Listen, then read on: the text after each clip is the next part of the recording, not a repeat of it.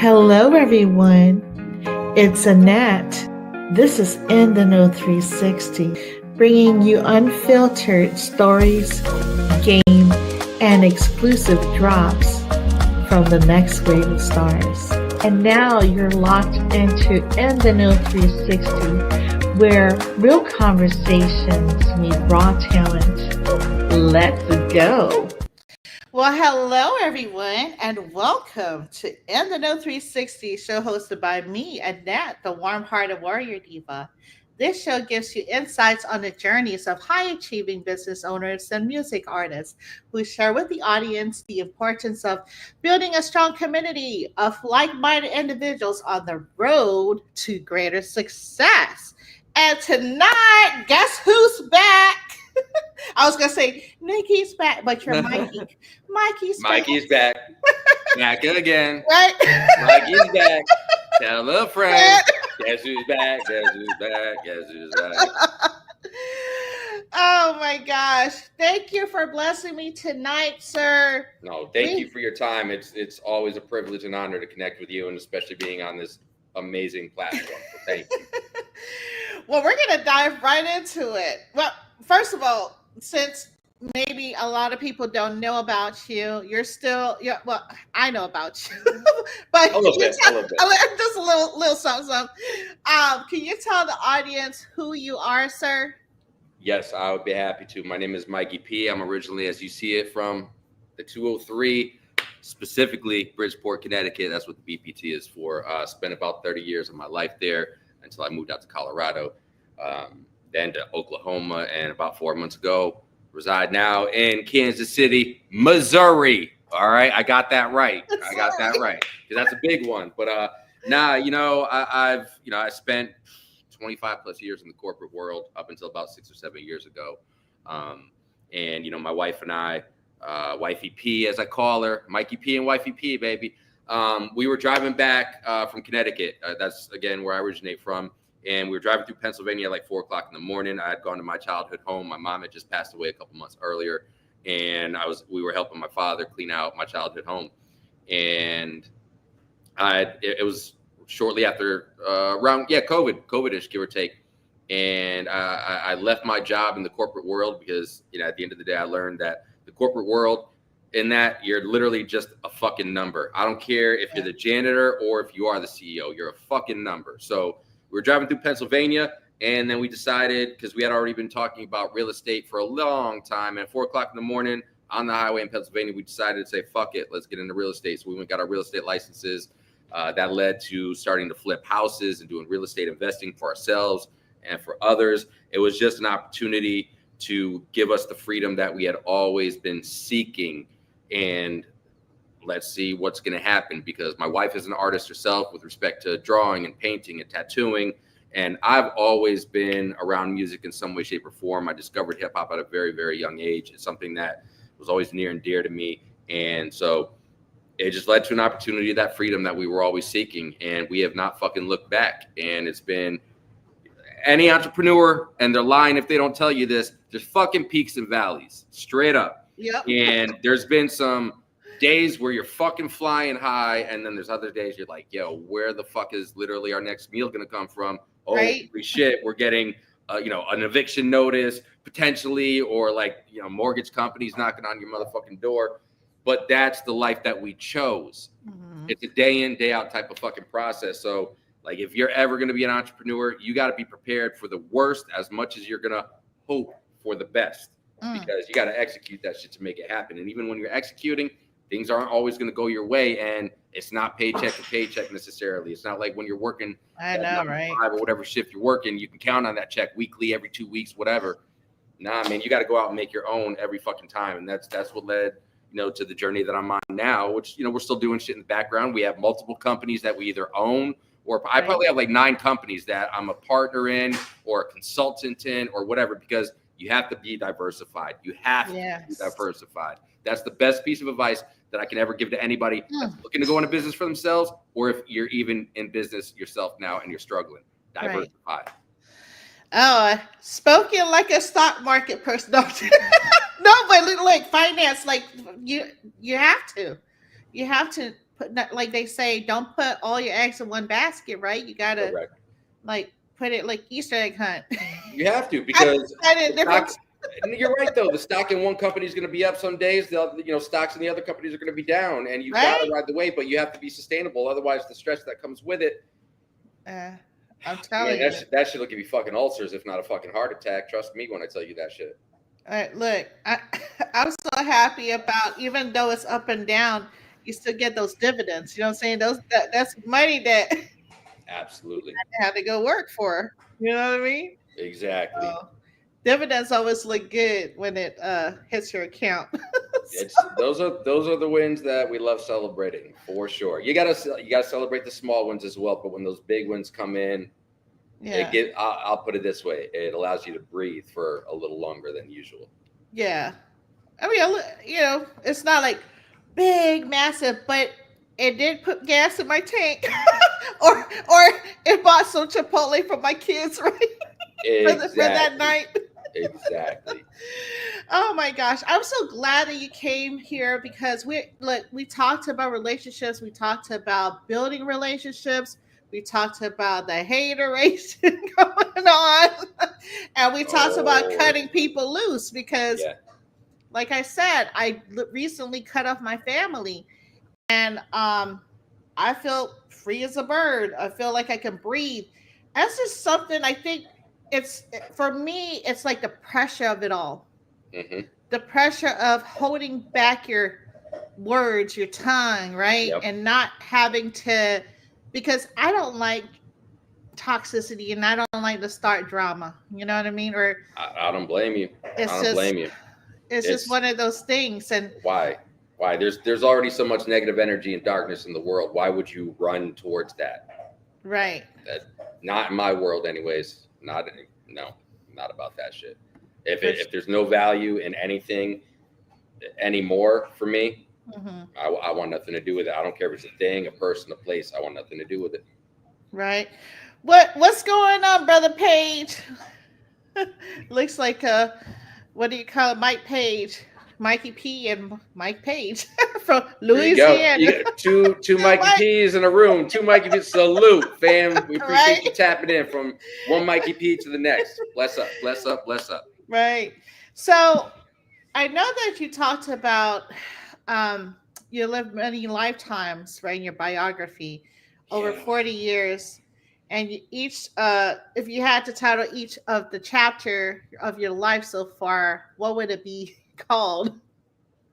I funny enough, three chapters, and I'm in the third chapter of my life, right? You know, the first chapter was really just learning for me, and that was probably about the first 27 to 30 years of my life, if I'm being honest. It was the Mhm. longest chapter thus far. The second chapter has, really been about experience. And the third chapter that I'm now living in, it's about two things. It's about execution and most importantly, freedom. Mhm. Yes, execution and freedom. They go hand in hand, don't they? Most kind, days. kind, kind of. Most days. Most days. It depends on what you're dealing with or what day you're dealing with ultimately. But the beautiful thing is, whatever happens, good, bad, or otherwise, it's on me, it's on Wifey P, and we Mhm. do it together, which excites the hell out of me because I love that woman. She's literally my best friend. She's my business partner. She's my wife for a lot of different reasons. And I know there's a lot of people that are couples that try to do what we do in the sense of Mhm. working together on a very Yeah. constant basis. I mean, we're around each other damn near 24 hours a day. We have our quality time. We have our free time to, me to go do my music or hang out with people or whatever. Same thing with her. But we have something special, honestly, and Yeah. that alone for me is worth Mhm. the biggest challenges that we've ever faced. 100%. So true. It's I'm glad that you mentioned that because I'm very intrigued as to that special ingredient, right? That makes that bond special and makes the bond kind of like a force to be reckoned with, Hmm. if you will. It's do you like can you describe um what type of ingredient that is, or at least for the ones Yeah, to. yeah, yeah. It's very easy. It's very easy. It's two specific things: communication and understanding. We came into this relationship, and as our relationship continues to evolve, because it always does, relationships always evolve. Oh yeah. You have to evolve with it. The only way that you can evolve with it is through communication. So we have a very, very great communication process. But the other piece of it for us is that understanding, right? And what I mean by that is we came in and we continue to remind each other, especially when we went on this journey of entrepreneurship Yeah. together, that we understood, and we still understand to this day, that we collectively or individually, excuse me, we fell in love with the individual. Yeah. Before there was Mikey P and Wifey P, there was Mikey P and Elsie, right? I didn't fall in love with Mikey P and Elsie. There wasn't such a thing at the time as there is today. So we understood, and we made it a point with setting the proper expectation for ourselves as individuals, because at the end of the day, the individual is what attracted us to each other. And if you don't have that individualism anymore, you're going to lose it. You're going to lose that attraction. That's a fact. This is my second time being married. I'm definitely getting it right the second time around. But it's because of those two key ingredients: communication and understanding of the individuals that we are and what we want to accomplish as individuals in our lives. So, do you guys like do some whiteboard time where I don't know, how do you guys like strategize, cuz you have so many businesses, right? Do you guys work together on all of them, or do you separate, or morning time when we're having our coffee? We get our daughter Juniper, ready for school, or now that it's the summer camp, we're up before her while she's getting ready, doing her thing, because she's at a sustainable age. She's almost 11, going on like 33. So she's good. She's good. She's got her own individualism, which comes from what she experiences in seeing what we have with each other. And she feeds off of that. She feeds off the entrepreneurship. She has a bracelet business. She has a bead bracelet business. Nice. So she's taken right after us in that respect as well, which we're very, very proud of. Yeah. Also, so we kind of set the table for the day collectively. We have the grand plan ultimately is what it comes down to, right?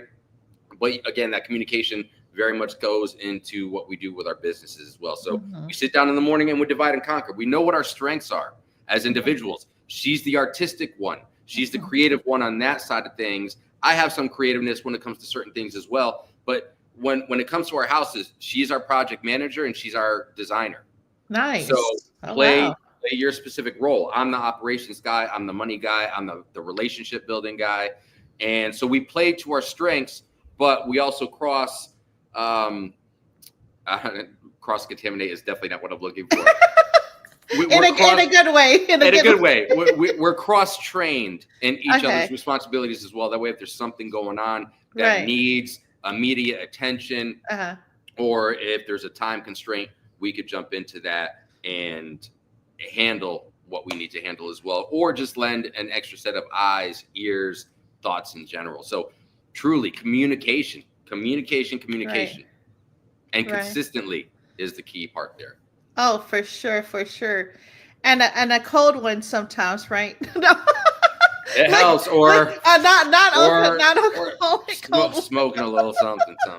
That's what? Where I get my relief. I found it mind-boggling. When I saw the Corona, I was like, oh wow, there's a non-alcoholic Corona, not sponsoring Corona. Yeah, not sponsoring Corona, but non-alcoholic. I'm an alcoholic. That's dope. So I don't consume any alcohol for almost 4 years now. So I've been lucky enough to be able to find, and lucky enough for all the people that make all these non-alcoholic beverages, because I enjoy the taste of them. I enjoy a nice cold beverage or a nice cold mixed drink. And there's a lot of options out there for me now as well. It's just, the way I look at it is, with my alcoholism, because despite the fact that I haven't drank in 4 years, it doesn't change. I'm an alcoholic. It runs in my family. A lot of different things run in my family. So I can control what I can control. Right. And I simply look at alcohol these days as an allergy that I'm going to have a very, very, very bad reaction to if I consume it. And that's been the easy. I literally stopped one day stopped, never looked back. I have not had a sip of alcohol since that day that I decided to become alcohol free in my life. That's another business opportunity, Mikey P. Hey, I'll take sponsorships, people. For I'm taking sponsorships. Hit me up. I'm just saying. You can make your own non-alcoholic beverage. You know what I mean? Your non-alcoholic. I don't know if I got the time for that. With all the shit that I got going on, I would love to, but right? I got a lot on my plate as it is right now. Maybe one day, though. Maybe right, one day. Right. I think that'd be so dope. Oh, hey, what's going on, King TV? Hey, King. Blessings. We appreciate you tapping in. Yes, sir. Thank you. Well, with that being said, what was the moment, right? You realized you weren't living for yourself, but for what society expected for you? It was before that time that I told you that we went back to Connecticut to clean out my childhood home. Right. The coronavirus right. had just started, and coincidentally, we were in San Diego the day that the world essentially started shutting down. We were on vacation in San Diego. Now, mind you, I had worked.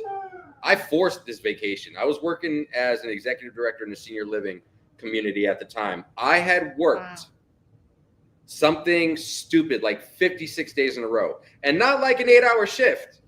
Like 18 hours a day, 24 if you consider all the calls that I always had to take, because I oversaw human beings. Yeah. About 197 of them to be exact. And everything fell on me. I was supposed to have 2 nurses in my building, didn't have nurses. My chef had just left. So I was literally doing everybody else's job but mine. Right? Wow. So finally, like day 42 came. I called up my boss. I was like, listen, bro, I'm not asking. I'm going on fucking vacation. I need a break because I survived at this time because I was still drinking at the time.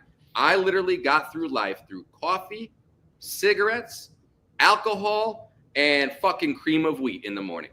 That was my life for like 4 months. I swear to God. And finally I said, enough is enough. I didn't even put in a request. I booked my shit. I called my boss and said, I'm not going to be here from this day to this day. I had no support. So we get back from San Diego, March 17th, 2020. World shut down. We're flying back. We're literally the only 3 people. There were maybe 2 other people on the fucking plane going back from San Diego to Colorado. Went back to, Then I was told that I couldn't come to work. I had a quarantine for 14 days because everything that started happening. Just because I didn't go to the building didn't mean I wasn't working. I was still fucking working those 14 days just from home. Then finally, when I was able to go back into the building, I was sick. I was sick. Like everything, even with a vacation, everything had caught up with me because I came back from a break. Right. And then I went right into 14 days of fucking just craziness again. So my boss happened to be in the community at this time. At the time as well, like they had me passing medications. Okay. Right. I was not qualified in any state, in any senior living community. Oh my God. You have to be qualified. We're talking narcotics. We're talking to kill people. My director of nursing, and I'm gonna say the company right now, Atria, ATRIA. If you have a family member, or if you're considering putting a family member in an Atria community, don't. Because the director of nursing for a whole region said, don't worry about it. My boss, regional director, almost at a VP level, said, don't worry about it. I had no knowledge, and they fucking made me do it. So finally, he comes in, and I'm sick. I'm at work. I'm sick. I'm fucking sweating. Again, doing everybody's job but myself, but my own. This motherfucker's giving me no help. Wow. No help at all. So luckily, we were in a financially strong enough position where it was a Sunday. I'll never fucking forget this was a Sunday. I get a call from my boss. This motherfucker writes me up for not doing my job. Wow. You believe that shit? That's crazy. Because I was doing everybody else's, including his, but my own. Right, gives me a final written warning. Skipped 1 and 2 and took me right to the. So that Sunday, I sat with Wifey P. I said, "Yo, we are financially good now, mind you." And I've worked since I was 11 years old. Okay, at the time, I'm probably about 40-ish. No. I was under 40 at this time. And I wrote a 3-page letter, and I quit the very next day. I didn't even go to my boss. At this point, I had no respect for my boss. None. I wanted to beat the fuck out of this dude. So I simply called HR out in California. I said, "Yo, I need to have a conversation with you. This is Monday now because, of course, corporate world, Right. HR is only there on Monday." And I called him. I was like, "Yo, we got to have a conversation. It's not going to be a long conversation at all because my mind was already made up." Got on the phone with head of HR. I said, "Yo, I'm done. I'm quitting." He's like, "Oh, okay. What, 30-day notice?" "No, I'm done. I'm going to hang up this fucking phone with you right now. I'm going to send you my resignation letter. Don't fucking contact me ever again." And from that moment on, it was all about relying on myself. And of course, my partner in life, who's now my business partner and my best friend. I said, "Fuck that shit. I'm never gonna rely on anybody else ever fucking again. And certainly nobody in the motherfucking corporate world, because that's a fact. Wow. You're just a number. You're replaceable like that. Yes. Replaceable like that. Yes. Fuck that noise." It's crazy. So when you turned in your resignation, right, did anybody call you back in regards to nothing at all? Like Nope. no severance pay, no nothing. Nope. This Nothing. I did what they wanted. I don't know. I just got nothing. I had nothing to say to them, honestly, at the same time, too. Fuck them is what it came down to. I said my piece. And again, 3 pages. There was intent. That's long. There was intent. I didn't need to fucking talk to anybody because everything that I needed to say was very professionally written out in black and motherfucking white. Here you go. Wow. You got questions? Every fucking answer that you want to any question that you have is right there in those fucking 3 pages. Read it if you even fucking care. That's really sad, especially in a senior living environment. Yo, it's very sad. It was fucked up, man. They dehumanized people. They dehumanized me for a couple of months, straight up. I felt myself going crazy. Literally. I felt myself going fucking crazy. I would literally work a whole entire week. I would get home on a Monday, like a Friday at 10 o'clock at night. Try to have a family movie night on a Friday night. Lay on the couch, whatever. I'd get a call a half hour later. "Yo, our QMAP didn't show up. You, who are not qualified to pass medications, I now have to go work an overnight shift for another fucking 10 hours on like no sleep after already working 70 hours. I don't know how the fuck I did it. There was something or somebody looking out for me. That's how I did do it. I didn't kill anybody. Everybody got the right medications. Wow. I said, this is fucked up, man. Because again, not only was I a number in their eyes as an employee, it showed me that all 190 people that we had in the building, all they were was a number that was bringing in anywhere from $5,000 to $10,000 a month. And that's all they cared about. They didn't care about those fucking human beings. Never. And I'll tell you exactly why. Because we could have brought in extra help through like employment agencies who have people. Right. We don't have the budget for that. Hold on now. You don't have the budget to save fucking human lives, making sure that what you contractually are obligated to make sure that you're taking care of these fucking human beings. You don't have the budget for that? Fuck you. I'm out. Gosh. Gone. In a heartbeat. This is the only job in 30 years that I'd worked for somebody else. The only job ever that I had left without giving a notice. Wow. Ever. Because I have fucking morals. Yeah, that's crazy. It's like, I don't know food safety, going through like, for instance, a poultry processing plant, and you see all the chickens caged. I'm just like, you have to, they're supposed to be humane slaughter, right? Which, okay. There is a process to it, right? Because I've been through the plants, but still, it was hot. It was hot as hell. And there's like the poultry chicken, they were like smashed together in this trailer truck, like semi truck, and it was hot as heck. And then they go in and they go through this line and stuff, and I'm like, I didn't even go to the kill room. Like, that's how, it's a black room, and I don't know if they play any music. It's just quiet. It's like a quiet room or something with like a blue light or something, and they get stung, and then Mm-hmm. so, but that's very sad. I've been to a senior home once, and I mean, this was a nice facility because it was, I think, veterans and military. So they had all nurses. Like you would have like at least a nurse in one room in each for each individual, from Mm-hmm. my understanding. But that is so unethical, and I, In I'm so not many like, ways, it oh was my fucked god, up. I'll say it was fucked up. It makes me it's sick just thinking just, about it right now, honestly. and they're still in business.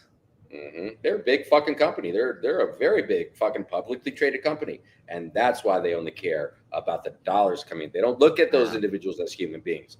They look at them as taking care of their fucking investors. That's what they're looked at as, and that's a fact. That's a fucking fact. That's fucked up. But it that's the world we is. live in. Yeah, that is the world we live Sadly, in.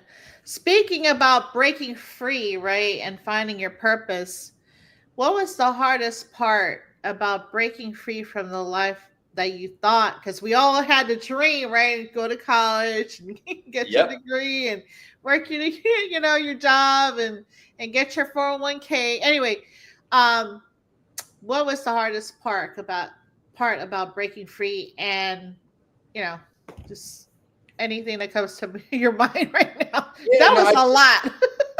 I think at first,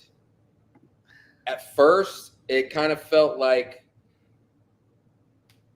did I take the wrong path? Right? Like for Yeah. a minute, for a quick minute, it made me question, what the fuck, man? Did I just waste 20 some odd years of my life in this corporate world? And so just because I was thinking that, it didn't mean I like harped on that, right? And I'm a firm believer that things happen to you in the world for a reason. Now, with that Mhm. said, sometimes if you're ready to receive the message as to why, you Yeah. might understand it immediately. Sometimes it might take a week, a month, four Right. years, something like that. So it took probably about a year and a half. Like I said, I didn't harp on it. I just knew that this was the new outlook on life. This Mhm. is what we chose. This is the direction that we're going in. And then it hit me, because now I can confidently say, as fucked up as some of the scenarios that I experienced in a Mhm. couple different corporate scenarios, I would go through and do it all over again. And some Mm. people were like, bro, are you crazy? Well, yes, the answer is I'm crazy. You have to be a little crazy to be an entrepreneur. You have to be a little crazy to chase the dreams that fucking people Yeah. tell you are not able to be accomplished, or you have no right fucking chasing, or you have no business chasing, or that shit's never going to work. You have to be Mhm. a little bit crazy. It's just about balancing the fucking crazy within, right? So Right. I would. No, that So part. so that's why I would do it again, because I understand today in a way that I Yeah. didn't during that 18-month period, until it just hit me Mm. one day that I would not have been able to accomplish all the things that I have accomplished since that day. And I would not have all the beautiful things going on in my life, and the 9 different businesses or partnerships Mhm. that I'm involved with, the other things that are very soon coming my way that I'm a part of, and the beautiful blessings that would not be possible without Right. experiencing that 20 years. And that reason alone is why I would go, if I was given the option, like somebody fucking rubbed a genie out of a lamp right now. I was like, Right. oh, what would you want to do if you can go back and do this? I would do it. I would do it, because without those experiences, good, Right. bad, and indifferent, I would not be the human being and Right. person that I am today. So I would do it all over again, fucking 100 times out of 100 if I'm asked, 100%. And I stand Mm. on that shit. That is so true. That is very true. And from my understanding, our spirit chooses what parents to, be born from, or where, like our family or whatever, what the crazy crap that we have to go through. But no, that's true. And it's about, also, people like to say, breaking generational curses, right? Hmm. I mean, that's a cliche. A lot of people say that, but are they doing it? Right? It's one thing to say it, and another thing to act upon it and stand on business, like you Correct. said. Correct. You got to jump So, in and just fucking do it. right. That's my thoughts. So, what does freedom mean to you now? Emotionally, creatively, spiritually? It just simply means sustainability for Mm, me. You know, okay. everybody has a different definition of that, and you know, freedom is richness to me, Mhm. right? People say the word rich, and people immediately think what? Money. That presidents. My definition of rich is a lot different Mhm. than a lot of people's out there. So, Mhm. with that said, freedom is richness to me. And what is freedom Yes. to me? Freedom is sustainability to do the three things and accomplish the three things that I want in life. And I want no more than these three things. I want to take care of my family. I want to Yes. be an asset to other people in this world. And I Yes. want to make music. That's my freedom. And I live that shit every motherfucking day. Facts. You know, that's funny because, like I was telling you on We Outside live cast, that I manifested waking up in the morning, going to the gym, drinking my coffee, doing, dropping the kids off, and doing this podcast talk show, and basically, I'm living it. Is it easy? No. Mhm. Sometimes I'm like, But greatness is not easy, and that's what we're both after. And I would rather fail chasing greatness than work for some fucking ass clown or some ass clown corporation like I did in the past. right. Which leads me, and I, this is probably gonna open up a can of words. Which Let's leads open me it. to Let's open it. like, which leads me to um people, Hmm. right? Collaborations or people that want to work with you. Hmm. This is gonna be a hot topic. So I'm gonna pass the mic over to you so we can go ahead and get this fire lit, which is it's simmering right now, but we need to amp the energy. Let's go. Let's go. Put some fuel. I'm here for it all. I'm here for it all. So what is your thoughts on collaboration? Because it's thrown around, right? And so what I'm learning now is um well, let's just be real. I'm learning now that people see your gifts and your talents, right? And then they see your platform, they see whatever that you're doing and they like it, right? But we don't know if there's any hidden agenda, or maybe it's not hidden, maybe it's just their agenda and their mindset for their business and their own thing, right? True story. And then people like myself, and I mean I'm nice to a certain degree, right? Until I need to go ahead and say deuces or whatever. I don't like to let I don't I'm a Leo, I'm a lion. So I don't like to let the lion out of the cage. Hmm. Because once she's out of the cage, I don't know. Fuck out. Freaking crash out, man. That's all I have to say. You're like, Yep. wait. Yep. I thought, yeah, you thought. But I guess what I'm saying is I've been in collaborations and it seems to me that it's the same story or the same writing on the wall, right? And I'm like, okay, maybe I'm doing this the wrong way. What's your feedback on that? And can you give me some examples of what you've been through? Yeah, happily. Maybe not so happily in some certain instances. But first off, shout out to the brother Prentice Banks. Free Prentice Banks. Yes, Free Princess Free Banks. that man, free Monster Yo, free Jay Burton, Yes, free everybody that's gotten fucked by the system. right. Let me start there. Amen. Now, to answer your question. You know, for me, collaboration, partnerships, working with somebody, whether it's on a project, it's going into some type of business with them, there has to be first synergy. We have to have synergy. We also have to be foundationally aligned as far as what we're wanting in life. Okay. Yeah. Because if there's not, I want nothing to do with that. I don't care who it is. Like Drake, for example, okay? I'm an artist. Your favorite guy. One of my favorite, right? Discreet.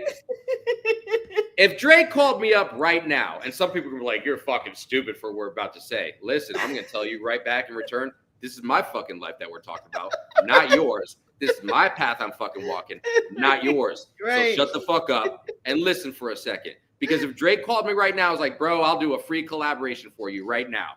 The answer would be no. The answer would be emphatically fucking no. Because there's no synergy between me and that man from what I know about him. Okay? And I'm not, let me be very clear, okay? I am not saying anything against him. This is not a knock on him. The context of the scenario before somebody wants to fucking screenshot this and chop it up and listen, get the fuck off here if that's what you're trying to do. All right? Number one. Number two, there's no synergy with the music that he puts out there. There's no synergy with how he carries himself and the way that he at least portrays himself. He might not be that dude. I don't know him. But what I'm telling you is, given what I do know about somebody like that, if they called me up today, anybody, so I was just using him as an example, the answer would be no. Because you're not on the same level as me. You don't want the same things in life that I'm looking to achieve. So emphatically, no. But I also understand, you know, to the part where you're like, some people want certain things. Yeah. Everybody wants something. I want something from anybody that I partner with.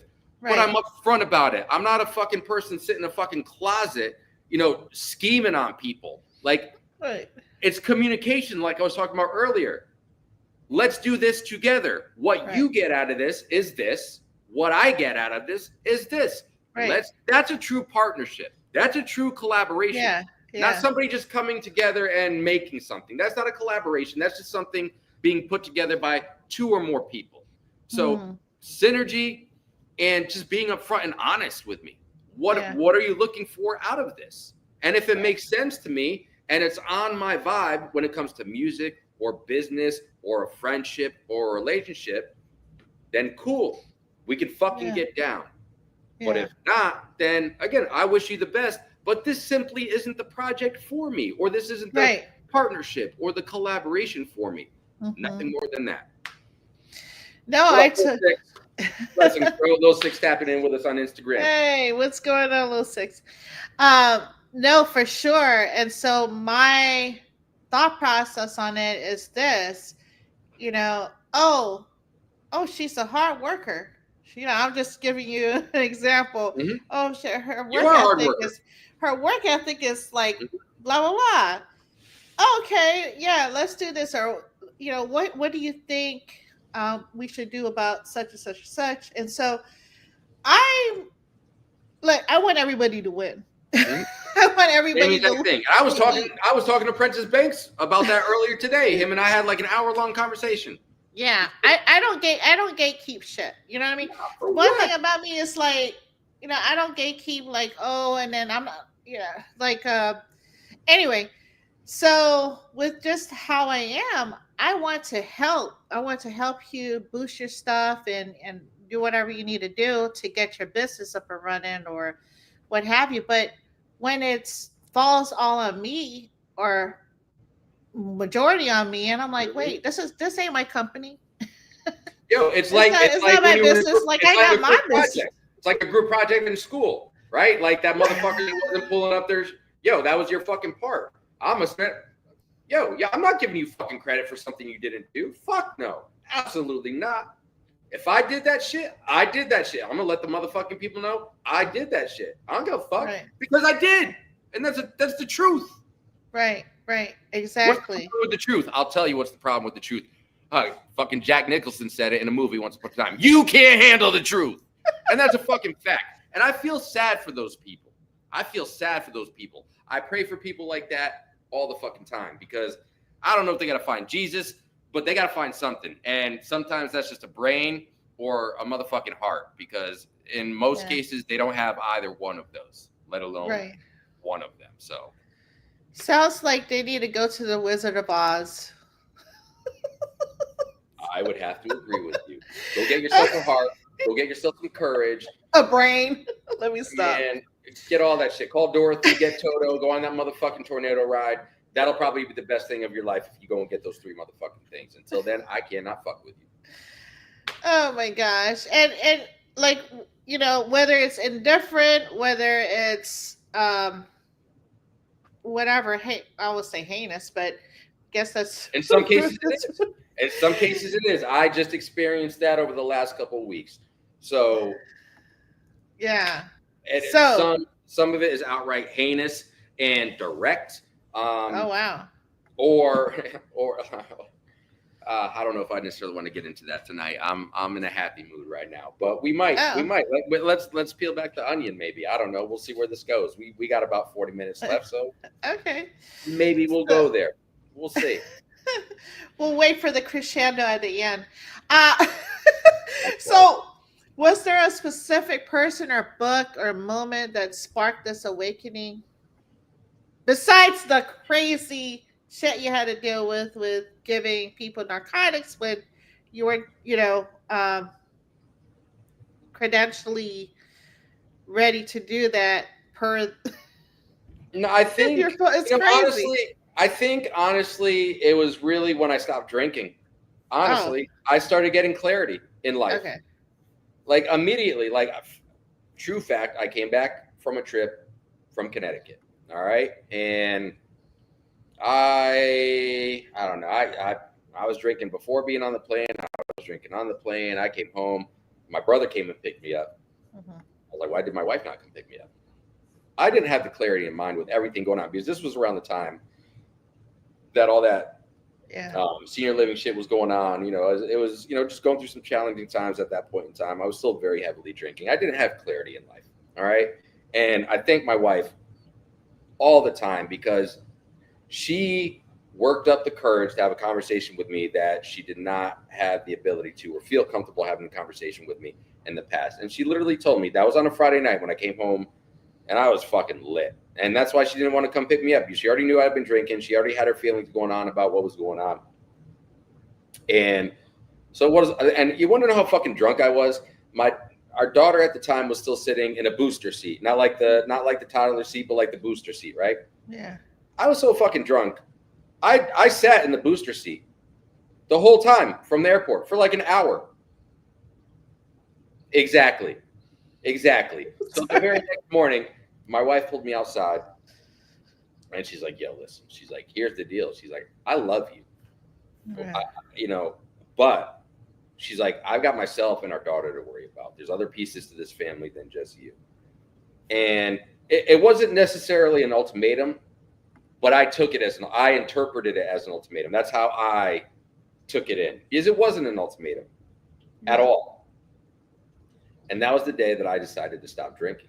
And I was like, yo, because it hit me again, something or somebody was looking out for me at the time, because that fucking message got through, and it got through immediately. And literally from that conversation on, because I probably had a beer that morning. I probably had a shot that morning. Yeah, morning.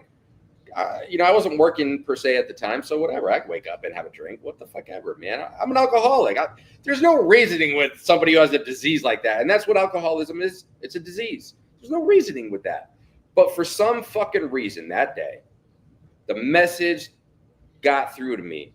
And I've never drank a lick of alcohol ever again. Again, for anybody wondering, non-alcoholic. So I lived that shit almost 4 years now. I've not drank since. And it was a two-step approach to your question. That was the first part of it. And then it probably took me 2 years to come out of the fog, honestly. My goodness. And, I immediately had to replace the alcohol with something. I need to fix. Smoked weed. I smoked weed. I fucking smoked. But that wasn't for me. Alcohol was a very important part of my life, not just for the consumption of it, but it was just second nature, like breathing to me. It truly was, sadly. And that's how it is for a lot of people, whether it's alcoholism or drug habits, any bad habits that lead somebody down a bad path, right? Because too much of anything is bad, even if it's good for you, ultimately, right? That's true. So I immediately replaced it with writing. I said at the top of the conversation, I had always been around hip hop. I had always just appreciated the culture. I grew up in the culture. Where I'm from in Bridgeport, Yeah. Connecticut, that's where I grew up. I would be considered the minority where I grew Wow. up and where I lived, and you know, the people I called my family and my friends growing up. And so that was already life to me. And I always, like, I heard Das Effects' They Want Effects in 1992. From that moment on, literally, that song made me want to be a rapper. I was 10 years old at the time. I didn't start writing, truly writing, until after I gave up alcohol at the age of, what was it? 20? Yeah, it was about 2020. So 39 years old. So 29 years. I let, you know, what I wanted as my childhood dream, I let fall by the wayside because society told me all those things that you had mentioned earlier. Yeah. Go to college, get married, get a corporate job, the white fucking picket fence. Yo, bullshit. And that stuff is not bullshit. Society or other people telling you what to do or how you should live your life, that's the bullshit that I'm talking about. And when I broke free from that bullshit, I was already winning. It took me another 2 years to get complete clarity because I had a fucking brain fog for about 2 fucking years because of my alcoholism. Right. So once that happened and the fog completely went off, that's when shit got real for me on this music thing and this writing thing. Now the universe was telling me that it's time for me to really begin my journey as an artist and as a vessel, because I know you've heard some of my original stuff. Yeah. And it's literally the EP that I have under my old moniker, Wonder Mike, which no longer is Mikey P. I left Wonder Mike in the past because in the beginning, that's what it was for me. It was therapy. It was a way to cope. It was a way to replace alcohol. And that EP came along on that journey after the 2 years. But literally, that whole EP, the Full Circle EP, literally the first song, the very first song on the EP, Origin Story starts 3/13, 1981. Mr. and Mrs. Palaver, you have a newborn baby son. Do you know the feeling of being number one?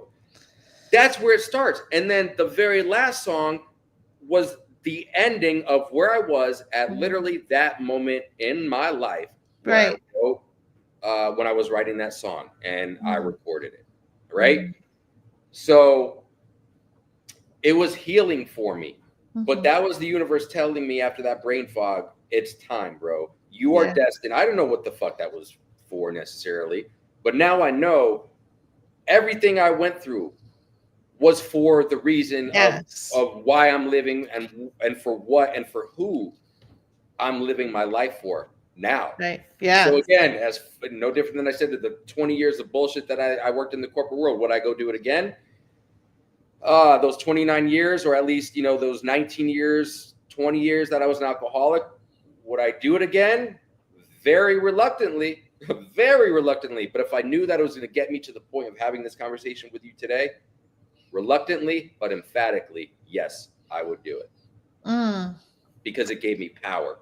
It gave me power that I never knew that I was capable of. It gave me a power that I've always had within myself, that the alcohol and, the other things in society or the other people in my life that I let tell me what I should do or how I should do it, it kept that buried deep, deep, deep down. And then when Mikey P came the fuck out, man, game fucking over. Game fucking over. Wow. For everybody else, not me. I'm doing nothing but elevating and leveling up every motherfucking day of my life, and that's a fact. For sure. Anything that you do, like consumption of alcohol or even porn or gambling, any addiction, I feel like, okay, so like for instance, I've heard that porn is like a chasing the dragon or something. The dragon. So it's one of those things where you can't, I'm not saying you can't get away from it, but maybe, and I'm not putting all of it together. I'm sure that there's like components with. And also, people, we're not talking about me when it comes to the porn, or are we? I don't know. I'm just kidding. Hey, yeah. Hey, we're being free, right? We're breaking free tonight. Everything I do in my life is part of my freedom. My freedom. Right, right, exactly. Well, at least you broke free from the alcoholism Hmm. into writing as Hmm. opposed to another addiction, right? Or Correct. another. And I'm happy to have this addiction. I'm happy to have this addiction of writing. I love it because I'm able to share my experiences. I'm able to share my life stories. I'm able to give thoughts on other things going on in Right. life. My thoughts, my opinions, which we know opinions are like assholes. Everybody got one. But anything I write about, whether it's my stories or thoughts on other things going on, it's true. It's based on fact. It's based on fact. Bluncia Yeah. Vega, bless up. Appreciate y'all Yes. you tapping in with us today. Um, because that's the path that I choose. And if I'm ever gonna have any other addiction, let it be this writing thing. Let it be this artist thing because it's helped me in so many ways that nothing else has ever helped me in my life. That includes a lot of people that I've encountered in my life as well. Oh, yeah, for sure. Hey, thank you for joining us, Mimi Miko B8. How are you, ma'am? She's a phenomenal. Check her out. We She's a appreciate you. really amazing promoter. Her I'm going daughters to. are I'm definitely going models. to. I'm definitely They're going. actually modeling for Soldier Boy. Oh, that's dope. Yeah, right. Ooh, that's dope. Soldier boy. uh, All right, sorry. right, That's for another exactly. day. That's for another day. Another performance, baby. Okay, okay. Back to the music with the Yeah, mission. yeah. So you describe your music as speaking from your soul right through your writing. What message do you hope people will walk away with after hearing your songs? Authenticity. That's it. Because at the end of the day, and we talked about this obviously, Yeah. on your live cast, our live cast, that back-to-back weekend, which was a beautiful weekend, by the way. In a world filled with so much fakeness, Oh whether people yeah. like my music, think my music is good or not, no one, no one will ever be able to listen to my music and say that shit is not authentic and that motherfucker Right. spit in them lyrics or those bars is not authentic. So that's what it's about for me. Right. Like it or not, what you see is what you get. It's black and white with me. There's no motherfucking gray area. I am as authentic as authenticity could fucking be. Right. And that's what I do it for. In addition to hoping that, some of my experiences that were maybe not the most favorable experiences that we touched on a little bit here today, that I can maybe help somebody avoid some of the obstacles that I encountered in life. Right. That's it. Those are the only two things that I ever want out of my music, other than just having the freedom to speak what's in my soul. And what's one of the tracks that best defines where you are in life right now and why? Custom made, Oh, custom made, yeah, on yeah. custom made. Custom made, born this Yes. way, like Kendrick in my DNA. Last of a dying breed, I'm 80s baby. When they stopped making real, all became fake. That Right. literally, that hook right there Right. literally sums up what I just said. So if I had to Yeah. pick one, because I can't let any cats out of the bag with a villain's story that will be dropping here in the fall after this 100 track challenge that I'm currently on. Yes. Custom made. So if anybody wants to really know, custom made. That would speak to where I'm at right now in life. If you want to know exactly who I am and where I've been, origin story will literally tell you from Oh birth yeah. until now what I've experienced in life. Literally, go listen. If you go listen, and it's fucking 26 minutes long, it's 8 tracks long. If you go listen to Full Circle, you will literally know everything.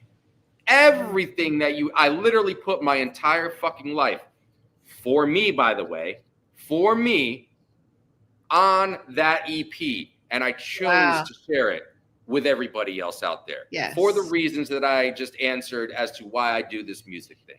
Right. Yes. And that's the truest statement I could say. But to answer your custom made, I am custom made. I'm authentic. Yeah.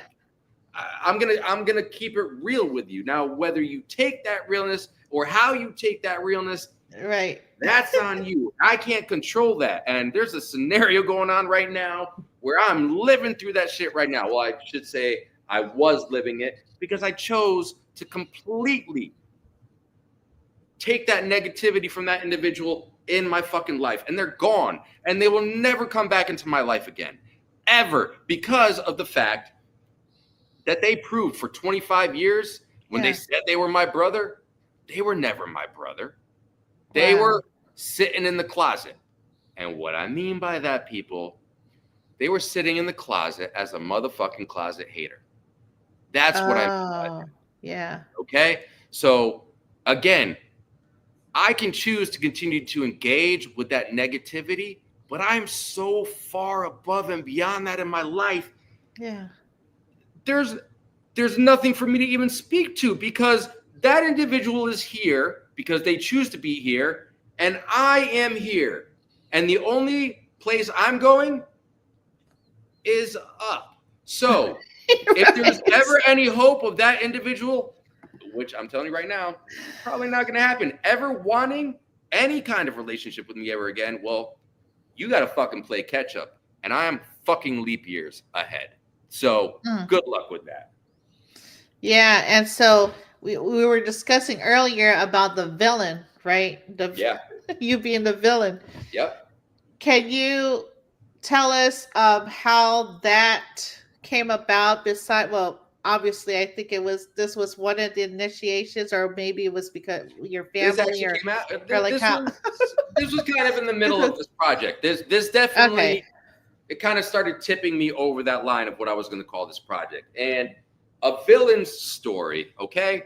That's what my next project is going to be called. It is called. I've got the cover ready, the whole fucking nine.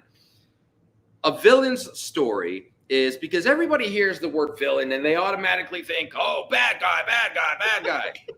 Again, think whatever the fuck you want to think, because the whole premise of that is people are going to think when you share realness and you share factual truths with people, right? If they can't handle it to the point where now you're the bad guy for telling truths, or more importantly, sharing your actual feelings of experiences, conversations, things that happened or things that didn't happen when they said they were going to happen.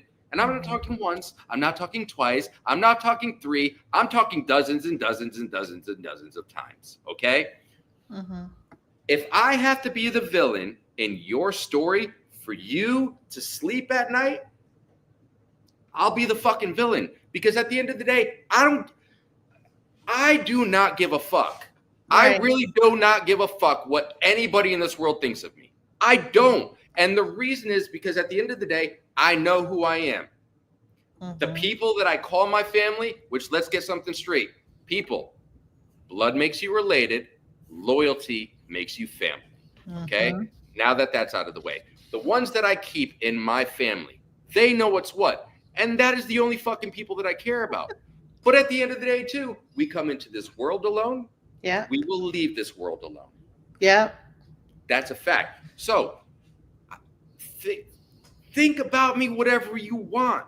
Because I promise you it's wrong because of the fact that you have not communicated with me. You have not asked clarifying questions. Yes. You just go and assume shit. That individual, that individual that I'm talking about a few minutes ago, my number 5, Marshall Mathers remix that I did on this 100-track challenge, which today is day 41. Man, if there's ever a motherfucker that needs to inflate their motherfucking ego, it's this individual. And honestly, I hope this individual sees it. I hope they're watching now. I really do. Because here's the deal. Was that song inspired by you? A little bit. But listen, I'm 44 years of age. There are dozens and dozens and dozens of people that I've encountered in life that I've called a family member, a close friend, that I no longer have in my life as a family member. Or check this shit out. And this is no bullshit. And you could ask Prentice Banks. I was talking to Prentice Banks. There is not one blood-related relative. Not one. And I've got a big family on both sides of my family. I do not engage with anybody in my family. That is blood related. Sorry, my blood related relatives. Not one. So again, to that individual, if you happen to see this, you might have been a catalyst or an inspiration for it, but don't flatter yourself, bro. That song was not about you. There was maybe a thing or two in there that was a reference. Right. But listen, you are not on my level, and I'm damn sure not going to give you a whole motherfucking song. Never. Ever. So stop blowing your own fucking ego. Because if you really want me to, I'll pop that motherfucking bubble. If you want a diss track, I'll give you a diss track. But here's the deal. It's not going to be a diss track. It's gonna be a fact track. And trust me, with the receipts that I hold, you don't want that. You don't want that, because right now what you're doing and who you're talking to and what you're saying about my name right now and what you're saying about my family's name to the people that I know you're fucking talking to, in the end, one way or the other, because I got nothing else to say after this conversation. Ever, ever, ever. You're making yourself out to be the biggest fucking clown in the room right now. And that is factual, because I only speak in facts. Hashtag no cap. I think that's what the youngins are saying these days, right? No cap. No cap. No lie. It's or let's go to Drake. No lie, no lie, no lie. Or it's saying skibbity, and like generational alpha. Yeah, right. Exactly. They're like, Mom, please don't look at me crazy. Like, I know you're not talking our language right now, but it's so true. And the thing about it is, at the end of the day, you have to live with yourself. And just because you don't want to break free from your toxic husbands, or talking about my family, like, it's not my fault. Everybody has a free will to leave toxicity alone, right? Everybody has a free will to apologize, right? Yep. To say, hey, or thank you for helping me through these years with my kids, or whatever, right?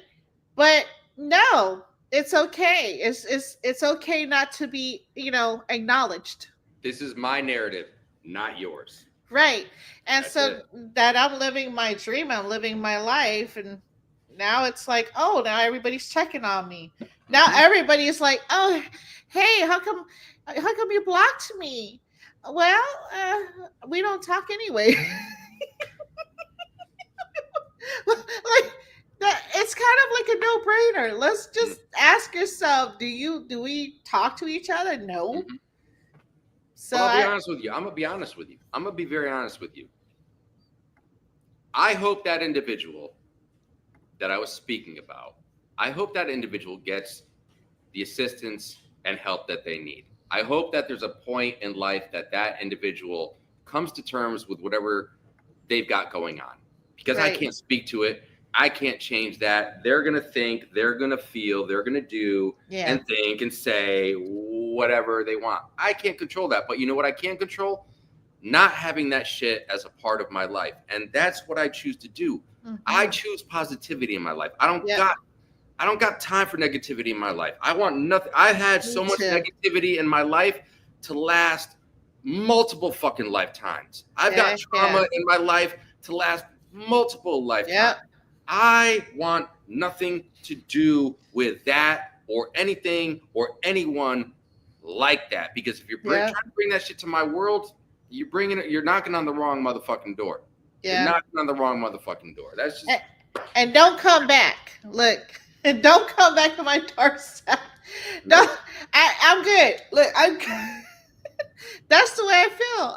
It's one of those things where, not everybody had this thought process about you, and then all of a sudden, when shit's popping, you're elevating, you're looking fancy, and you're just glowing like a glowworm.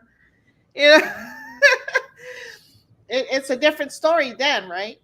So I'm trying to check on time. making sure. We got about 10, 12 minutes left to go. Okay. So let's go ahead, and we're gonna have to have a part 2 to this. I'm done. I'm down. I'm not down. I'm not done. I'm down. 100%. We can do a part 2 anytime that you want. I love having conversations with you. Oh, me too. And I love sharing your story, man. So let's go. What else you got for me? Okay, let's jump right into the legacy and your vision, right? We were talking about monetization and your, what's next for Mikey P. Anything that we should look out for, or do you want to talk a little bit about, your new endeavors? Yeah, no, I'm happy to. I'll speak on all those things. Okay. Number one, first thing that you said there, legacy. In my song Origin Story, which I referenced to earlier, legacy is a very important thing to me, right? Legacy to me means when you're no longer physically here. Yes. What are people going to think of you? What are people going to say of you when you're no longer here to defend yourself, per se, or speak on yourself? And I got a couple bars in there, something along the lines of, the name of the game is legacy. If you can't stand on your name, then you're broke eternally. It's fact. I'm building richness with my legacy. I told you earlier, one of the 3 things and only 3 things that I want in life is to be an asset to other human beings. And that's what I want to do. So, with respect to monetization, with respect to what myself, and shout out to my brother, the alien, Discreet, UK, my main beat producer. I'm gonna give this motherfucker a plug real quick. Talking about legacy. Yes. Y'all, if y'all are hip hop, if y'all are a rapper, if you need to tap in with my brother Discreet, the alien. Okay. This motherfucker, he's on another, we call him the alien for a reason, because he does special things. Shout out to Forever Fresh as well, because he makes beat and is part of the Forever Fresh, Dope Fresh Don, and a bunch of other individuals as a part of that. Salute to them. But again, go tap in with Discreet, because that motherfucker, man, 7 out of the 8 tracks on the Wonder Mike Full Circle, Discreet. That's Discreet. On this next project I got coming on right now, he's fucking ridiculous. I know. He's special. On this next project, he's probably, I probably got at least 15 tracks of Discreets right now in the vault, ready to be professionally recorded and released out, which we are doing, right? So that's legacy. That's what legacy means to me. Being selfless. Being selfless. That's what the We Outside Livecast. Everybody that I introduced the We Outside Livecast to, Discreet and I don't own the We Outside Livecast. The culture of hip hop owns the We Outside Livecast. We just happen to facilitate it. All right. That's what it's about, because that's how it started. It literally started randomly April 28th of 2024. Not that I'm keeping track or anything. As a just random conversation about hip hop. And it has blossomed into the beautiful things that it is today, with the amazing guests that we've had on. We've had Jerry Robinson. We've had Unconventional Kings. We've had Sasha Stone, who is actually known. Sasha Stone, let me give her a shout out. Letter to the West on my EP. Yes. Sasha Stone. That is all Sasha Stone. Wow. Harmonizing the melody in there. Yeah. Sasha Stone did that freestyle in the studio with me. Sasha Stone made that fucking track next level. Not me. Wow. That was Sasha Stone, and that was also my main engineer and mixer and dude I recorded to. Another shout out, Van Verhoeven, B. Norman Productions. He's out of which he's going to be on your show here, soon enough. I don't care if you live in Colorado or not. If you need some of the best mixing at a very fucking reasonable price, y'all need to fucking tap in with it. This dude's been doing this for over 25 years. He's an artist himself. Like, you need to fuck with Van Verhoeven. You need to fuck with Enormous Production. If you want those plugs, hit me up. DM me. I'm happy to give them to you. And again, you're going to get to meet Van here. We also had him on the live cast. So I don't care about anybody's name. What we care about on the We Outside live cast is, are you living by the code of hip hop?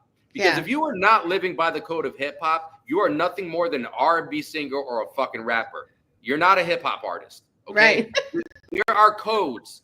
There are codes to the culture of hip hop. Okay? Go learn them. Yes. Go learn them. And then when you can live them, then you can call yourself hip hop, because hip hop is not something that you do. Hip hop is something that you live. All right. Mhm. So now with that said, we Yeah. want to do this. We want to do the We Outside full time. We want to be able to pass this on to other people. We do the Yes. We Outside live cast for real people out here who live by that code so they could come out and share their story, whether they're in the forefront as a musician, whether in the back Right. front as a producer, which by the way, I got to give another shout out. We might go over 8 o'clock. Yeah. So, and I'm okay with that. We'll make it work. I got to give a shout out. I got to give a shout out to my brother, Jay Peasy. Yes. For those of you that are not familiar with Jay Peasy, okay, he produced the most recent Tech 9 album, 5816 Forest Avenue. All right. It is one of the most beautiful fucking projects that I have listened to in a long time because I listened to it from start to finish. That's how you should listen to that project. If you haven't listened to that project, start to finish, that's the only way to listen to it if you're truly hip hop. If you really want to get what's coming out of that journey that Tech 9 gave to us, okay?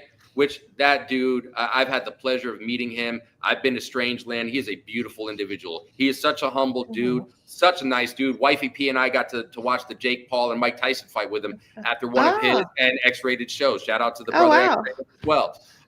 You know, who I happened to be a guest of that week with my brother OG Dooney, John Wyndham, who is a community activist who has been on the live cast as well. It doesn't matter who you are to come on our live cast, as long as you have a good reason to come on the live cast and you're doing something positive in the world, then you are welcome. You are welcome to the live cast. So shout out to all of them because they're beautiful people. But back to Jay Peasy. We've had him on the live cast. Jay Peasy, I'll tell you right now, what you're getting in Mikey P now and going forward, what you get out of Mikey P on the 100 track salute, the Golden Era salute that I'm on right now. Dope. Fire. What you're getting from a villain's story coming, everything that you will get. Jay Peasy was the catalyst, okay? And what's really dope, the connection between the two projects. This is how it happened. When I went to Colorado, I was living in Oklahoma City at the time. It was about 14 months ago. I bought a beat from Jay Peasy. I went and recorded 5 songs left that I had for the Full Circle EP. I also had to shoot the Letter to the West video, which Van did as well. So anybody in that Denver, Colorado area, or if you want to bring Van out to you, Van does amazing video shooting. He does amazing video production. The motherfucker knows this stuff. I'm very excited for you to have him as a guest coming up. Like truly, this dude is fucking amazing at everything that he does. And he does a lot. And so I took it upon myself to take this beat. No production. I've never had any experience with production. Like literally, it was just me writing, and I'm like, all right, let's go do this shit. So I've never had any assistance up until I bought this beat from Jay Peasy after a 16-hour day of shooting the video, recording 3 songs. It was like 2 o'clock in the morning. I was fucking wired. Brand new beat. This beat that I bought from him was never gonna go on the Full Circle EP. But I wrote to it anyways. I wrote to it. I recorded it, paid the whole 9. I shared it with him when I got back, and he goes, bro, because he has, as the producer, he has 50-50 publishing rights. If he says no, it's a no. And I respect that. I do good business. I respect that. I could have very much said, fuck you, Jay Peasy. I'm putting this fucking beat out. But I didn't. Number one, because like I just said, I do good business and I treat people the right way. And if I say something like the 50-50 split on this beat, I'm gonna be a man of my word. And that's exactly what I was. You can go ask him. So what that ended up leading to, and that what the catalyst was to where I am now with Mikey P, 2 months. 2 months we worked on this one fucking song because we went completely back to the drawing board. And the most beautiful thing, and I was so humbled because I already knew of him. I knew that he had worked with E40 and Richie Rich and Young Dolph, NBA Youngboy. The list, like this motherfucker is this motherfucker is a genius. He's classically trained. He's from here in Kansas City, which him and Tech 9 brought me to Kansas City, by the way. That's a large part of why I'm here. But we'll save that for part 2. Yes. Because we got about 7 minutes. But when I sent him what I had recorded with his beat, he goes, nah, bro, we can't. I can't. He explained why. And I understood. And he was like, I want to help you. He's like, because he had heard my letter to the West. He had heard something. He's like, bro, he's like, you're very intelligent. He's like, you got a lot of really good shit to say. I stand behind what I've heard about you. He's like, I think we can make this song very fucking dope.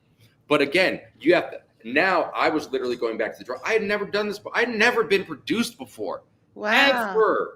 Ever in my life. Now, mind you, I'd only been writing and recording for maybe 18 months, 2 years at this point in time. And he's like, I'll help you. And I was like, bro, even if I didn't want your help, I'm fucking stupid to say no. So I said, I very much welcome it. But it was like starting school for artistry. And man, I tell this story all the time. This motherfucker beat me up for 2 months. There was one time I sent him something because like I can't hear things like a classically trained individual can. That's I know I'm very well versed today. Because the last year plus I have worked tirelessly. Effortlessly. I've put the time into the craft. My goodness. And any craft that needs time to be put into it, I put it in for the last year plus. And people are going to hear that. You're already hearing it on yes. I'm like, wait a minute. Are you sure? And I'm it was funny. I was talking to him last week. I was like, bro, I'm forever in debt to you. And he's like, dog, he's like, shut the fuck up. He's like, you're not forever in debt to me. He's like, I know who you are. He's like, I know the sincereness that you bring. He's like, we're good, bro. And we have a very good, friendship, you know? But he is the catalyst of where I am today as a music artist because he took 2 months to work with me. And there was this one particular time where I sent something because he was just like, yo, try to scat some shit out to like find your groove. I was like, I was lost. I was lost for so long. I was. And I sent him something one time. Oh my God. He calls me immediately. He goes, bro, what the fuck is it? And he's like, you shot a fucking video? Like he went in on me. So much so, I didn't call him or message him back for fucking 3 days. We were talking daily at that point. But I was so taken aback. I needed that, though. I got hit with a ton of bricks, but I needed that. Yes. So, again, no different than I talked about the 20 years of working in the corporate world, the 20 years that I was an alcoholic. Would I go through that 2 months all over again as much as I got fucking beat up for 2 months? Hell to the motherfucking yeah, baby. Because that set me off on a path that honestly, I'm going to say this truthfully, that I never thought I would have achieved. Never. Now, because of him as the catalyst and the 14 months of almost every fucking day, writing, recording, education, learning the foundational aspects of music theory. Yes. I don't get these last 14 months without him being that catalyst. I don't. That's a fucking fact. There's no Mikey P today without JPZ. That's a fact. Wow. And I'll say that forever. But I would do that shit for 4 months. I would get beat the fuck up by him in that capacity for 4 months if I had to. My goodness, because when I listen to your tracks, I'm like, wow, and thank you for honoring me. We didn't get to show the latest one, but I'm like, we can write it out we could write it out. Finish up what you're saying. I'm gonna talk one thing on the Golden Era Salute, and then if you want to, it's a 2-minute long song. If you want to ride it, feel free, and then we'll end it because I gotta tap in with my brother here. Like I was just taken with just your flow and just the one take. And I'm like, wait, what? Yeah, literally. There's no production.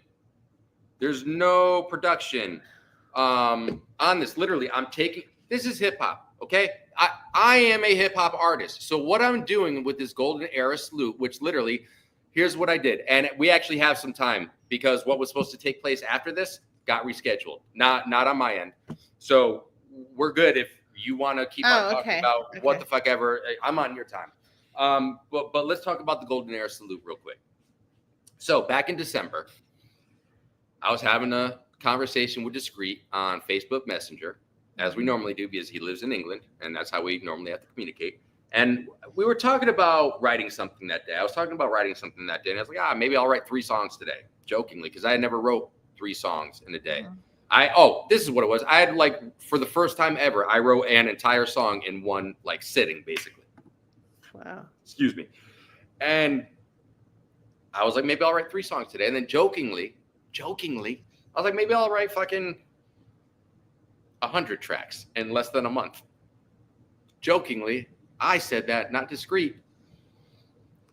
And I said it out loud. And then I was like, well, fuck, man, you said it. And it sounds like a cool fucking challenge. And it'll probably be a really good thing for you. Yeah. So I did. And again, the month is December.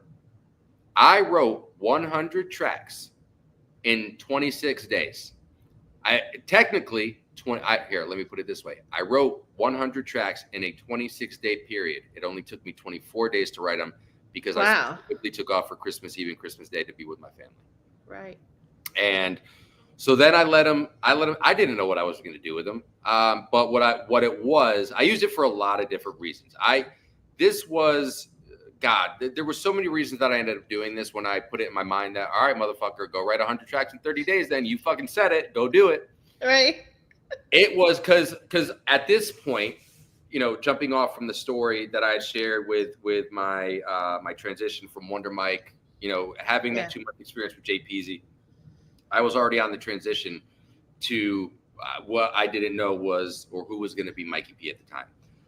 So one of the biggest reasons, so I'm like, okay, well, what am I going to write about as Mikey P now? Because I wrote my whole entire fucking life in the Wonder Mike Full Circle EP. What the fuck am I going to write about? I don't fucking know. But I knew that I had a lot of shit on my mind and a lot of fucking shit to say. Yeah. So what I additionally, in addition to being, whether you want to call it an educational piece, a learning piece, an experience piece of writing these 100 tracks, I used it as an opportunity to purge everything in my mind, one in general, but most specifically, anything that I had been racking my brain for months of what could I write about going forward. It was a fucking purge of information and shit that was in my head to kind of give me a blank slate because I knew I was elevating to, hey, this was cool, this was fun. I did the Full Circle EP for myself, but now the shit is different. Now the shit is completely different for me. So I needed a blank slate. And the only way I could do that is if I fucking purged every fucking thought of anything I ever thought about rapping about in my entire fucking life. And that's exactly what I did. So then I didn't know what I was going to do with them. I truly didn't. Annette, I really didn't. So then now mind you, this was about, let's see, we're on day 41 today. So that's 6 weeks. Right?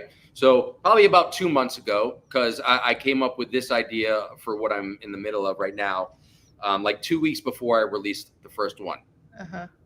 Now, mind you, at this point in time, when I decide that I'm going to release all these songs, I had not looked at these lyrics since I wrote them.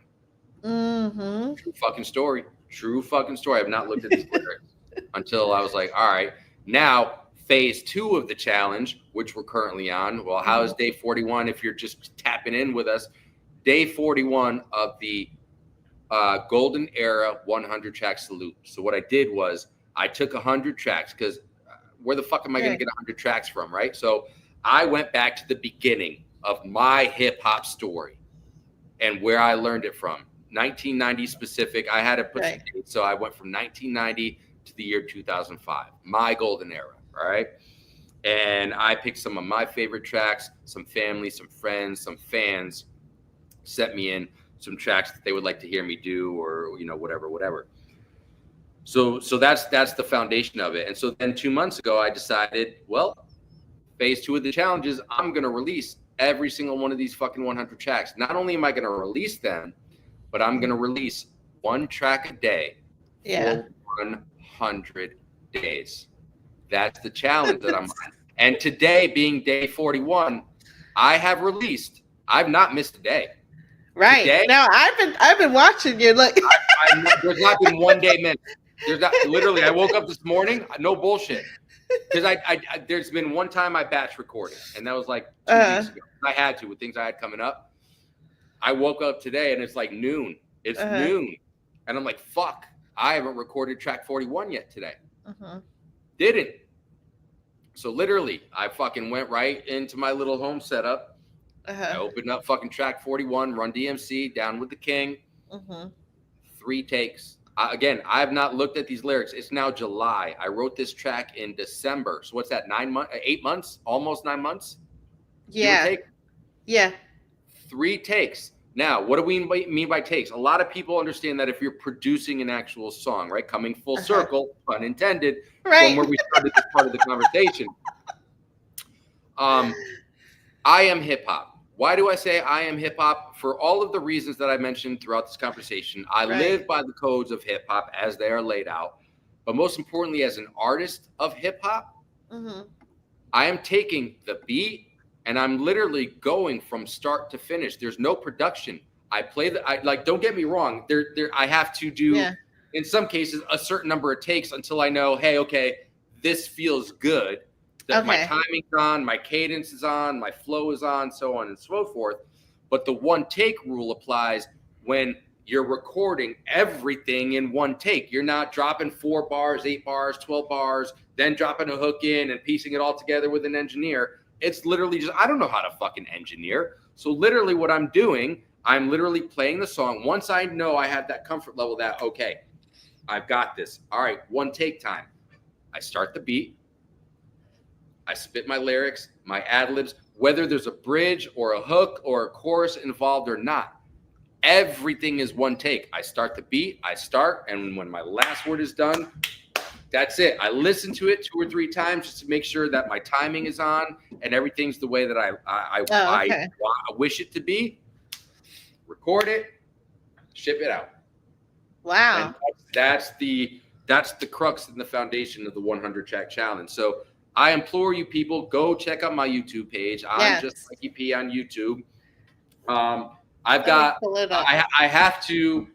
dropped all 41. I have not uploaded yet tracks 38, 39, 40, and today being day 41. I've not uploaded those to YouTube, but I have dropped 1 track a day, every day for 41 straight days. I've only got 59 days left to go. So, man, if y'all are about real hip hop, real hip hop, like where hip hop was fucking from, not this bubblegum bullshit that we got out here these days. Don't get me wrong. There's people out here still doing their shit. Don't get me wrong on that. But what's considered like the mainstream type of shit, right? If you want real hip hop, go check out my YouTube page. Get with me because the original shit that I got coming your way as well. I appreciate that. But yeah, there's the playlist right there. You got the Golden Era Salute, playlist right there. And a bunch of other shit. My Full Circle EP's up there. 4 or 5 of the tracks have the lyrics. The other ones I left specifically as the beats. That way y'all can get a real feel for Discreet's beats as well. Because again, like you said earlier, I want to see people win. And if somebody can go to my playlist and hear just a beat from Discreet and they're like, yo, this is fucking dope. And Discreet gets a placement from that or somebody hitting them up inquiring about a beat. That's what I did it for. I could have fucking put my whole entire EP with the lyrics on there. But guess what? I chose not to because I care about other fucking human beings out here and I want to see them win, especially when they're fucking with their passions. And the alien Discreet is as fucking passionate about this hip hop shit and his beat making abilities than anybody the fuck out here. So that's Mikey P. Okay. I'm just Mikey P. And I also have it listed within the details. Let me go ahead and pull up since we're doing this. I'm going to just show the people so that way they know where to go. I know. You take again. It's your show. I'm just here to have a conversation with you. I'm just Mikey P. I ain't nobody. And truly, I'm no more special than any motherfucker out here. I'm just Mikey P. I don't think I'm better. I don't think I'm worse. I think I'm a human just like you motherfuckers out there, just here to walk the fucking path that I was put here to fucking walk. Nothing more, nothing less. So why can't we be good fucking humans together? That's all I ask of anybody in any relationship. That's value to me in a relationship. And if I don't have that in a relationship, I want nothing to do with that relationship. Exactly. And here is We Outside Live podcast. And on YouTube, it's We Outside Live podcast, as it says here. So make sure you tap in with that. And let's go ahead and pull up the streets too. Yeah, go for it. Yeah, let's show the alien. Let's introduce the alien to the world out here. Yes, sir. Oh man, he's so dope. We do have to get together, like I was saying, brother, we have to get together at least quarterly or what have you. Done. We are 100% in. Absolutely. Absolutely. Absolutely. Consider it done. There is so much more to talk about. Honestly, I think we're gonna have to schedule a part 2. Yes. Because honestly, I'll probably sit here till fucking tomorrow morning and talk to you. Honestly, and I gotta eat dinner still and shit too. So. Yeah. You know, it's funny, the whole, just the universe and how it works and how, you know, you did the full circle and my show is showing love full circle. It was meant to be. Right, exactly. Here's the screen production, The Alien. So just Rob Discreet, Discreet, 1981 was the year, you know? Yep. Tap in with the alien. Trust me, you will not be disappointed. For sure. Oh, how are you doing, sir? Wow, what's up, my brother? Yo, Suave, I got you, man. I know you're grinding. I know you got the love for me, bro. I know you're not ignoring me, brother. Hey, man, we're all fucking busy. I got you, Suave. We're all good, bro. I appreciate you. Which, by the way, shout out again. We talked about it. You know what's up. You know, put the guns down. A world epidemic. Oh, yeah, shout out to Terry C. Carney Senior. Right? Shout out to Suave. Shout out to all the cast members a part of that. Cocaine. Yes. X-rated. Got Chili Chill, Spice One. We've either had these individuals on the We Outside Livecast or they are future guests on the We Outside Livecast, and we are blessed and privileged to be a part of this movement. Remember, people, it's not a movie. It's not a movie. It's a movement. Right. That's what this is. So please, it's streaming on Apple TV, Peacock TV, Google TV, Prime Video. We're talking about saving human lives out here, people. That's what I needed. I needed to give a straight up plug on that shit because I'm about humans. I'm about saving human lives. And I am privileged and honored and Discreet and I are both privileged and honored on the We Outside Livecast to be a part of these weekly conversations and anything else that we can be doing to this. So for sure. I'm gonna digress. I gave you the opportunity. Do you want to do the exclusive drop of number 41 before we leave? I'll leave it up to you. Otherwise, you know what? Otherwise, I got only 3 hours left to get it loaded and actually dropped. I've recorded it, but I haven't dropped it yet. No. You know what? I'm gonna be honored to keep it to myself. Fair enough. I appreciate you. Thank you, Suave. Yes, I'm doing fine. We're here with Mikey P, and we're talking about villain. And speaking about villain. Did you see the Superman movie, the new Superman movie? I have not yet. I'm not. I can't tell you the last time that I went to. I'm not. This trust me, it's a treat. So you're not the first person that I've heard that from. So I know at some point I'm going to have to see it. Oh, it's different. It's so different. James Gunn, he did a phenomenal job. That dude knows what he's doing when it comes to making movies. Guardians of the Galaxy, but yes. I'm not gonna hold you up, Mikey P, my brother. I appreciate the time. Part two. Okay, we have to come back and we have to talk more about these things.